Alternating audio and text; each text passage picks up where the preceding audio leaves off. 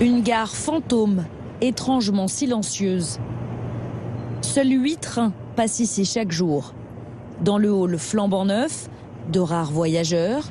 Et dans le TGV, des usagers consternés. C'est le désert total.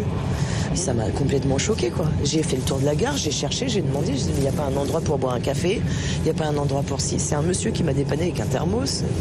Enfin, c'est la gare du pauvre, là. À la sortie de la gare, pas de ligne directe pour le centre-ville. Là, ça va être la ruée sur les navettes, là. Ça va être sympa.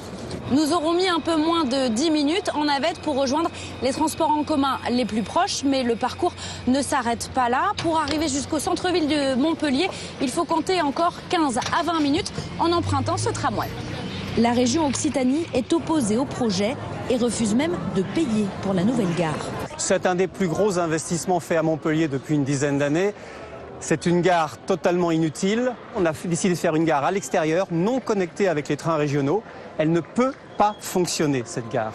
Pour la SNCF, elle sert au contraire à désengorger la ligne classique, à très long terme en tout cas. C'est une gare qu'on construit pour un siècle et plus. Donc c'est une gare qui permet d'avoir un service nouveau pour l'ensemble de la métropole de Montpellier. Coût total de l'opération, 142 millions d'euros, et ce n'est pas fini.